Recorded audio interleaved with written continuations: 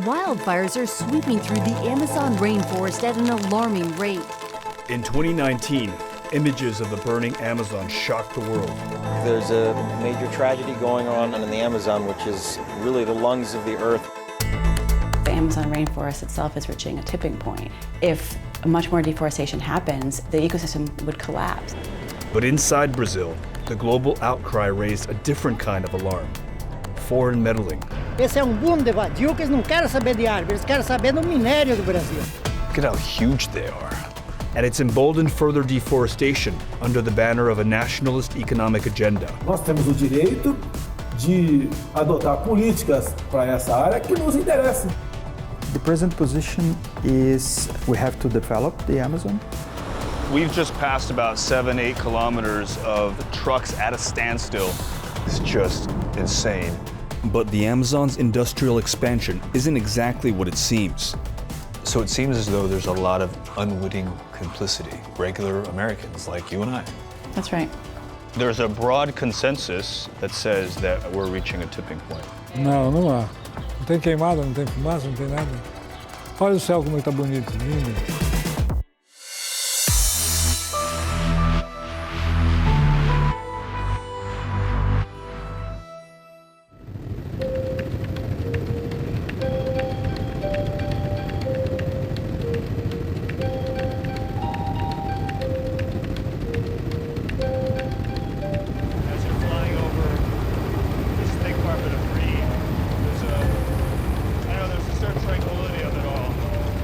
The Amazon is the largest tropical rainforest in the world. Between 1990 and 2007, it reportedly took in a quarter of all carbon absorbed by forests worldwide, a critical bulwark against climate change. 60% of the Amazon lies within the borders of Brazil. Wildfires are sweeping through the Amazon rainforest at an alarming rate. Reports of fires raging through the region dominated global headlines. This is a clear sign that we need to stop destroying nature and our war against nature must end. And the world called on Brazil to contain the blaze in an Amazon that has already lost 20% of its landmass to deforestation in the last 4 decades. The world's largest rainforest, the Amazon, is crucial to any climate change solution for its capacity to sequester carbon, and it is on fire. As you look out, we're not seeing lots of big fires, but you do see lots of small ones kind of dotting the horizon.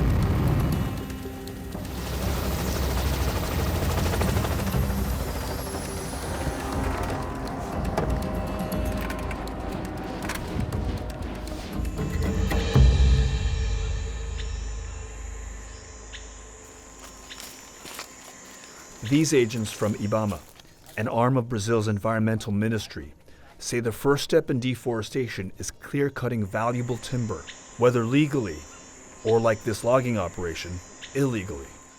Look at how huge they are. The authorities that we're following have said that they routinely come across operations like this deep inside the forest. This is just one step, one part of the process in seeing the forest being dismantled. Since 1965, Brazil has enacted laws to protect the Amazon from destruction and from development that threatens the stability of its ecosystem and encroaches on the land of indigenous tribes. But enforcement is increasingly difficult. In this area of the rainforest, there is an average of just 1 agent for every 25 million acres. The Amazon rainforest itself is reaching a tipping point. If much more deforestation happens, the ecosystem would collapse and turn into a savanna or a dry forest and no longer be the rich, biodiverse rainforest that it currently is. And how close are we to that? Well, in recent weeks and months, scientists have said that we're within maybe a couple of years at the rate that deforestation is currently happening. And what are the major drivers of that? The main drivers are the agribusiness industry, and so in particular that's cattle ranching and soy. In 2018, Brazil overtook the US as the largest producer of soybeans in the world. The Brazilian Amazon also dominates the beef market, accounting for a fifth of all global exports. Inside the rainforest, cattle ranching and soybean cultivation go hand in hand, and several towns have sprung up whose economies depend on these two commodities. We're following a cattle rancher who invited us to his land to show us some of his plots. We're learning more and more that many of these farms are actually hidden, socked away inside what seems to be intact rainforest. To create these farms, the trees are cleared and the debris is then burned. Of the 20% of rainforest that's been lost since the 1970s, more than half is now farmland. Agora vai ser remontado isso, gradeado e corrigido a terra e plantado o capim. E esse quadro daqui para baixo, em dezembro, a gente ara e planta arroz. Sidney Menezes is a first-generation farmer who came here in the 1980s from southern Brazil. He receives permits from the Brazilian government to expand his nearly 2,700-acre farm. Essa área aqui, ela está sendo recuperada. Era uma pastagem degradada, Aí a gente tem autorização para uma limpeza mecanizada e uma queima controlada. É uma queima controlada, com documento. Vocês queimaram aqui ontem? Oi? Foi ontem? É. E já acabou? Sim. In the summer of 2019, much of the world saw many fires spreading across the Amazon, and there was a global outcry. What do you make of that response? O primeiro ponto é que eu não acredito não houve esse fogo todo. A proporção dada à notícia em si foi muito maior do que foi na realidade. As queimadas existem, mas elas são pontuais e são para limpeza de áreas já degradadas. As queimadas não ocorrem na mata amazônica. So you don't agree with some of the numbers that were put out about the amount of burning that was taking place? Was the media just lying? Com certeza. Tenho certeza absoluta disso. Many of the farmers we spoke to dismissed the coverage of the fires and say the outcry is a sham. Even though Brazil's own space agency published data concluding that in June of 2019, there was 88% more deforestation from fires than in the same month the year before. Passa uma grande dificuldade e aí eles só criticam, não vêm ver a nossa realidade. Esse é boom debate. E o que eles não querem saber de árvore, eles querem saber do minério do Brasil. Esse é que eles querem saber. Não sou índio, mas sou brasileiro. E eu tenho o direito para desfrutar da terra. Under the Amazon are vast reserves of gold. Long-standing rumors of foreigners moving in have further delegitimized international concerns in the eyes of locals.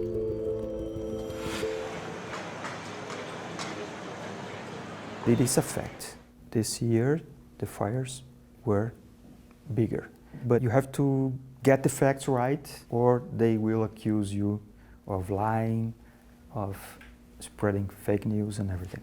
Journalists like Daniel Bramante say celebrities and media outlets posting factual errors or constantly repeating the now debunked claim that the Amazon produces a fifth of oxygen for the entire planet only exacerbates the problem. But as he and his colleagues started combing social media posts about the fires, they noticed that stories shifted from the legitimate grievances of small farmers to downright disinformation. This is the result of the spreading of rumors about the Amazon. This is all about the Amazon, and this is a little bit more than 1 month of work, just conspiracy theories and false rumors about the fires. Bramante says much of the local opinion has been shaped by unsubstantiated claims shared on social media and even adopted by the Brazilian government. Our president said that the fires were started by NGOs. The fires were started by NGOs. He said that. The people who are trying to protect the Amazon are the ones who started it. Yeah.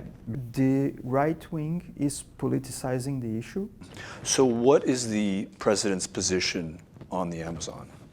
The president's position is we have to develop the Amazon. Nós temos o direito de adotar políticas para essa área que nos interessam. Jair Bolsonaro is a right-wing populist elected in 2018 on a Brazil-first policy agenda.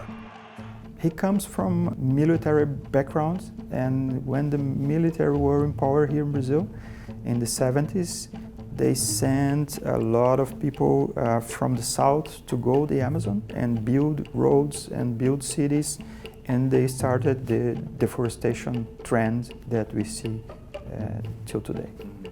After a decades-long push for development and exploitation of the rainforest, Brazil did begin to scale back deforestation. But then in 2014, the country's economy plunged into its worst recession on record. Now, deforestation trends are on the rise, and proponents are newly emboldened by the rhetoric and policies of Bolsonaro's Brazil First agenda. Momento do produtor rural. Apoio Sindicato dos Produtores Rurais. Muito bem, 7h19. Partiu Momento do Produtor Rural. Seu Agamenon Menezes já está no estúdio. Bom dia, seu Agamenon. Bom dia, Rosa. Bom dia a todos que estão na escuta conosco. É complicado, né? Realmente morar aqui na Amazônia... O que se viu lá nos Estados Unidos, que se vê lá, que todo mundo está vendo, que a Amazônia pegou fogo, assim, tipo, deu um boom. Queimou tudo, tá queimando tudo, entendeu? A floresta toda do Amazonas tá queimando, não tá ficando nada para trás. Então, assim, é uma mentira, uma invenção. Não existe isso, entendeu? Nós estamos provando aqui que a Amazônia é uma terra fértil e produtiva. Agamenon da Silva Menezes heads up a farmers' union in the town of Novo Progresso in Pará, a state considered by many the epicenter of deforestation. According to a government report, Menezes was involved in defending irregular land schemes, and a local journalist claimed he is suspected of starting fires in August 2019. Bolsonaro tem pensamento diferente, ele tem pensamento de Brasil. O Brasil tem que ser pátria nossa, tem que ser defendido, assim como os Estados Unidos fazem, ele defende a sua pátria. Que é dele, acabou e não aceita ninguém meter o bico. There's a broad consensus across the scientific community that says that we're reaching a tipping point. Não há. So the global outcry over deforestation and over the number of fires that have occurred in the last year, the last 2 years, is unwarranted. Sem razão, alarde. Eu não sei por que o mundo está preocupado com a Amazônia é deles. Não precisa ninguém vir aqui dar pitaca. Nós sabemos como fazer. Agora, quem vai explorar o subsolo não será os estrangeiros, serão os brasileiros.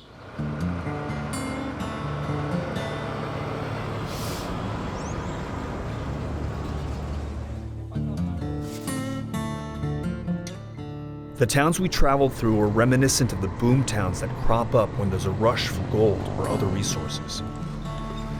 We come across a number of towns and truck stops that are catering largely to miners, loggers, farmers who use this corridor to transport their goods and to continue to develop this place. It's pretty astounding. One of the things that I've noticed that I see most are tire changing stations. It's like every other store is like a borracharia. In 2009, the author of a study on the Amazonian economy reported that deforestation and development more than double incomes in surrounding areas, from an average of $38 to $100 per month. But once the resources have been harvested, the wage increases return to pre-development levels. So we just had breakfast in your restaurant a few minutes ago. It seems like you're doing really good business. Não, meu negócio bom e atendemos os nossos fregueses da melhor maneira possível, para ele voltar sempre. Porque hoje nós dependemos disso aqui, dependemos do transporte da estrada.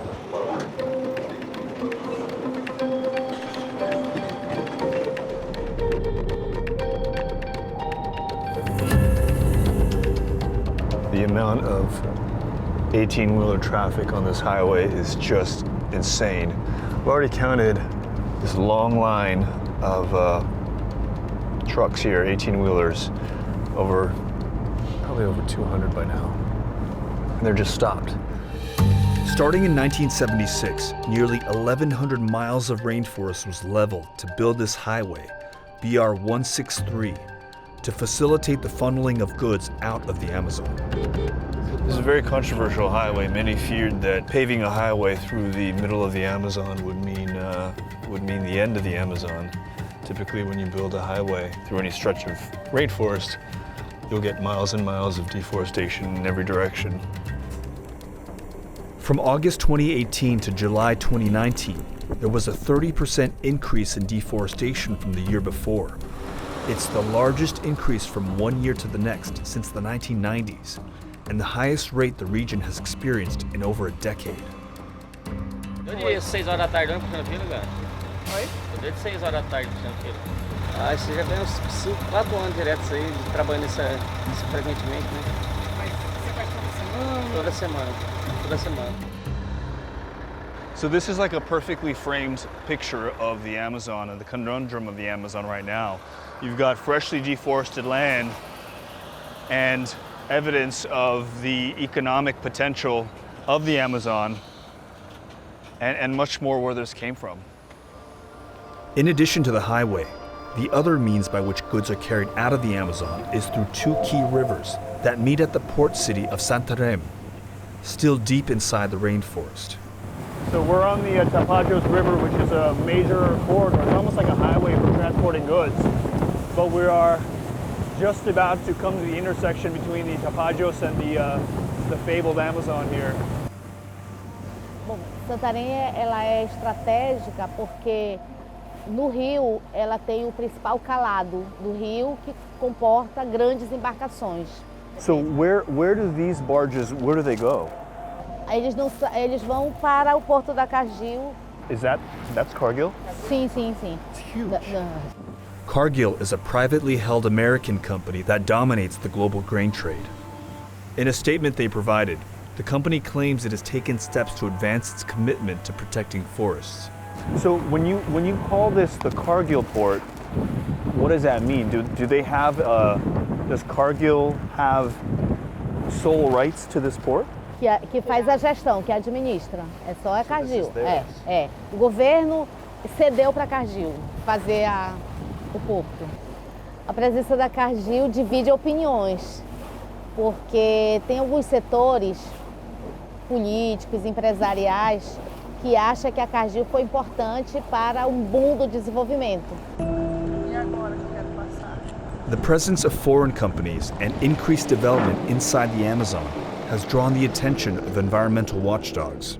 We wanted to look at the supply chains and the financial flows between the outside world and the Brazilian Amazon. The nonprofit group Amazon Watch traced foreign investments by analyzing 4 years' worth of financial records. And what we found was that many of the financial actors that are investing in the companies involved in deforestation in the Brazilian Amazon, as well as the purchasers of the products, are based in the US and in Europe. The four big soy traders operating in the Brazilian Amazon are ADM, Bunge, Cargill, and Louis Dreyfus. And here you can see all of the banks that are providing credit to those companies. We've got number one over here is BNP Paribas, JP Morgan Chase, based right here in the US. And the down here are the equity investors, so basically the shareholders in these companies. Big US named asset managers, right? So Vanguard, State Farm, Blackrock, State Street. These are all American and European companies. That's right. We looked specifically at North American and European companies that are complicit in the destruction of the Amazon today. I think we're shielded from what our money is doing abroad. The example of Blackrock is a really good one to look at because it helps demonstrate that murkiness, right? So it is an asset manager that takes other people's money through their pension funds or maybe a rich person who gives them their funds to invest. Then Blackrock says, oh, well, it's not our money, it's somebody else's money, so we have no responsibility for the impacts of those investments, is their claim. And our answer to that is, no, you very much do. You are advising your clients about where to put their money. When you're creating funds that are ignoring the impacts for the climate, for indigenous rights, for the Amazon rainforest, then yeah, you have a direct responsibility and a complicity in what we're seeing on the ground. The loudest voices when we were hearing the global uproar over the Amazon burning was from Americans and Europeans. And here you've kind of laid out the complicity that these companies, and by extension us, our money, helps drive this. Absolutely.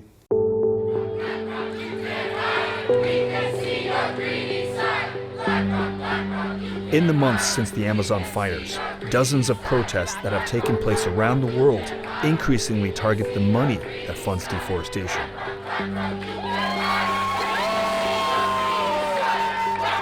About 10 or so have showed up with panels essentially blocking the employee entrance into the building. About 150 so people here calling attention to Blackrock, which is a major financial institution. Blackrock manages $7 trillion of assets, including millions of Americans' pension funds and 401ks. It's among the top 3 shareholders in global companies deemed a risk to deforestation. They declined an interview, but provided a statement that included, BlackRock is committed to putting sustainability at the center of our investment approach. You know, if you work at a university or at a grocery store that has a pension fund, I mean, and, you know, BlackRock could be managing your money. So it seems as though there's a lot of unwitting complicity. That's right. On behalf of regular Americans like you and I. That's right. And the Amazon is still burning even today, months after the fires gained international attention. There are still fires happening, and of course, the government policies are still being rolled back, and so we're definitely not going to stop. In January 2020, BlackRock's CEO published a letter urging companies to prioritize combating climate change. But untangling the web of investments and supply chains inside the Amazon is far from straightforward. The Brazilian government cut funding for protections for the Amazon in 2019. Ibama's budget was slashed by 25%, and Bolsonaro fired the head of the country's space agency following its publication of the scope of the fires. Bolsonaro did not respond to our requests for an interview. Moro aqui há 20 anos, eu criei meus filhos aqui, fiz tudo isso aqui com minhas mãos. Cometi crime ambiental, se arar a terra, plantar e criar gado é crime, eu sou um criminoso, literalmente. Olha o céu como está bonito, lindo. Não tem queimada, não tem fumaça, não tem nada. Então, dá para você, vindo aqui ver, é que você vai ter a realidade. Pode olhar, boa, tudo preservado, não tem nada de errado.